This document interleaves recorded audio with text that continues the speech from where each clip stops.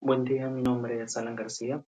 En este video voy a platicar a grandes rasgos el proyecto de investigación en el que trabajé este semestre, el cual tiene como nombre Análisis de la variación de flujo de radiofuentes detectadas por MEXAR y que fue tutorado y asesorado por la doctora Esmeralda Romero Hernández.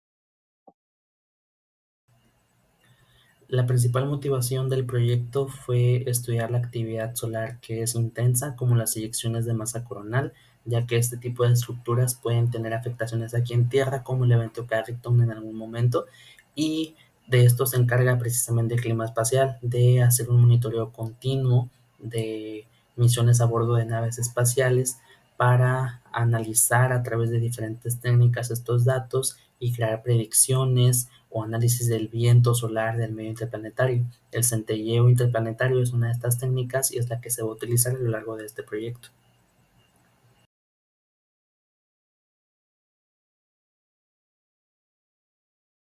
La técnica del centelleo interplanetario se encarga de analizar cómo el flujo de ondas de radio provenientes de cuerpos celestes que emiten en este rango de frecuencias va cambiando a lo largo de su viaje en el medio interplanetario al momento de chocar con alguna estructura solar como lo es el viento solar, eyecciones de masa coronal.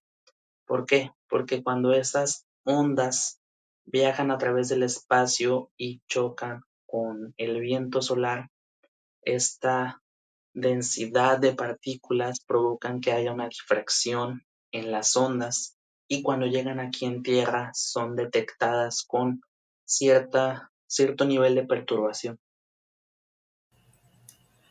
Al igual que las ondas al atravesar una rejilla, cuando atraviesan un medio que es muy denso como la ionosfera o el viento solar, las ondas de radio se ven difractadas, cambiando su flujo y cambiando su dirección.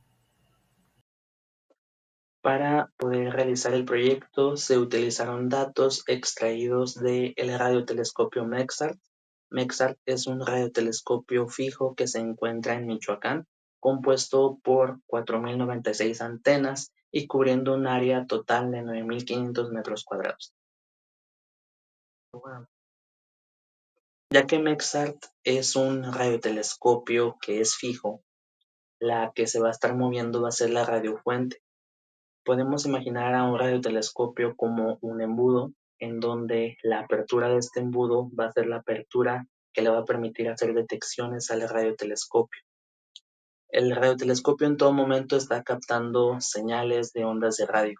Sin embargo, cuando una radiofuente entra a esa apertura o a esa abertura del embudo, el radiotelescopio va a empezar a incrementar el flujo de señales que va a estar recibiendo hasta llegar al cenit, que es el punto más alto de detección o el centro del embudo. La radiofuente va a seguirse moviendo hasta salir de esa apertura. Entonces el radiotelescopio, por consiguiente, va a detectar un decremento en el flujo de ondas de radio, por lo que es de esperarse encontrar comportamientos en forma de gaussianas en los flujos que detecte el radiotelescopio. Para poder manipular los datos extraídos de los archivos de MEXART es necesario conocer algunas herramientas estadísticas matemáticas que nos van a permitir crear filtros o hacer descartes de flujos hasta que nos lleven a aquellos que sí están relacionados con eventos solares o estructuras solares que son de importancia para poder trabajar con una gran cantidad de datos y con esta estadística podemos apoyarnos en el lenguaje de programación Python para poder hacer el análisis de los datos.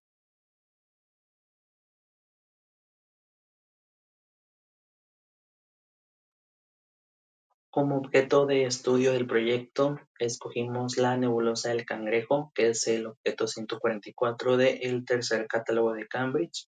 Fue elegida por conveniencia ya que es una radiofuente bien estudiada y bien conocida, por lo que de MEXART se extrajeron los archivos correspondientes a esta radiofuente. Lo primero que se hizo fue hacer una gráfica de todos los flujos de los archivos que se extrajeron de MEXART y descartar todos aquellos que no tuvieran un comportamiento gaussiano. Esto por la manera en cómo trabaja el radiotelescopio, ya que en primera instancia una gráfica que no tuviera un comportamiento de este estilo significaría que el radiotelescopio detectó otras ondas de radio que no pueden ser provenientes de una radiofuente. Hay que recordar que MEXARP es un radiotelescopio y que en todo momento está recibiendo flujos de ondas de radio, por lo que es importante analizar que las ondas de radio que no corresponden a nuestra radiofuente no sean más grandes o tengan una mayor contribución de las que deberían tener. Para eso utilizamos un análisis. En la gráfica de color verde que tiene forma de gaussiana podemos ver las palabras off source que corresponden a la parte en la que la radiofuente aún no es detectada por el radiotelescopio y la palabra on source que corresponde a la parte en la que la radiofuente ya llegó al cenit del radiotelescopio. Entonces, tenemos que deshacernos de todos aquellos días en los que la parte que es off source es mayor a la on source. ¿Qué quiere decir esto? Que nos vamos a deshacer de aquellos días o flujos en los que la contribución antes de que llegue la radiofuente a la apertura del radiotelescopio sea mayor que cuando la radiofuente estuvo en el cenit del radiotelescopio, lo que significaría que entonces lo que el radiotelescopio detectó fue más ruido que el propio flujo de la radiofuente. Para poder caracterizar la radiofuente se hicieron los cálculos de las amplitudes y de la duración del tránsito en todas las señales restantes después del filtro, y además se removió la tendencia gaussiana para poder apreciar mejor la cantidad de los flujos y tener una señal más limpia. Después se aplicó la transformada de Fourier, que nos desmenuza nuestra señal en las diferentes que la componen y nos dice cuáles son las frecuencias que predominan en toda la señal. Y con esto obtuvimos un espectro de potencias que nos dice cómo se comportan las frecuencias en diferentes intensidades y contribuciones. Por último, en este análisis se hizo una estimación de un punto de inflexión en el espectro que nos ayuda a detectar cuáles son los espectros que tienen un comportamiento anómalo y de esta manera ligarlos a algún evento solar importante que haya podido afectar aquí en la Tierra.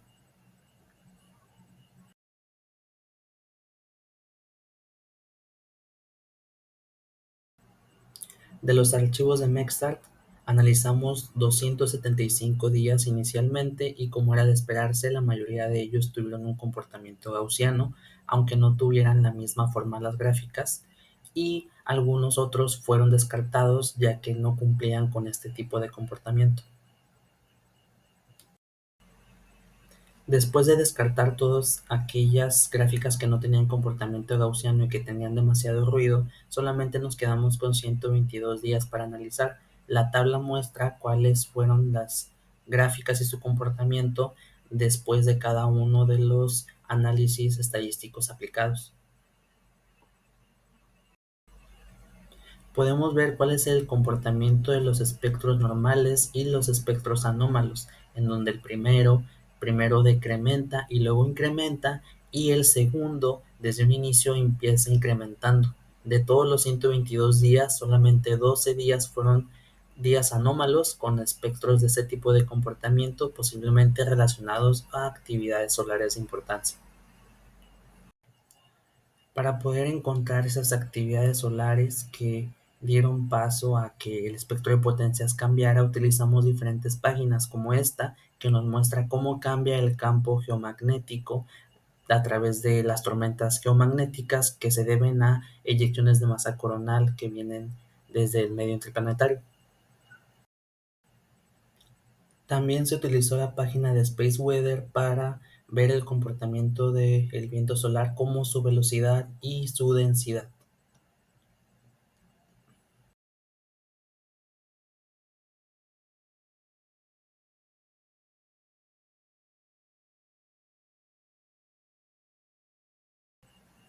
Los 12 días que encontramos anómalos nos llevaron a diferentes tipos de actividades solares que afectaron aquí en la Tierra. Pero no solamente se pueden hacer análisis con una nebulosa. Como trabajo futuro también se puede realizar este tipo de análisis con otro tipo de radiofuentes como galaxias o cuásares. Y esta información nos puede ayudar a crear ajustes en modelos de predicción que ya existen para estudiar la estructura y la forma del viento solar. Además, existe un crecimiento de ruido en todas las señales, por lo que abre un campo a un nuevo estudio de limpieza de ruido en las señales detectadas. El estudio de este ruido en las señales puede dar lugar a nuevas formas de limpieza de señales, así como en algún momento los telescopios tuvieron que enfrentarse a la contaminación por el exceso de luz en las grandes ciudades. Ahora los radiotelescopios se enfrentan a algo similar debido a que las personas cada vez más tienen acceso o adquieren más dispositivos electrónicos que emiten señales en ondas de radio que contaminan las lecturas. Y pues eso es en grandes rasgos de lo que se trató mi proyecto de investigación en este semestre. Espero que haya sido de su interés y que haya sido de su agrado la presentación, el video. Muchas gracias por el tiempo y la atención brindada. Que tengan buen día.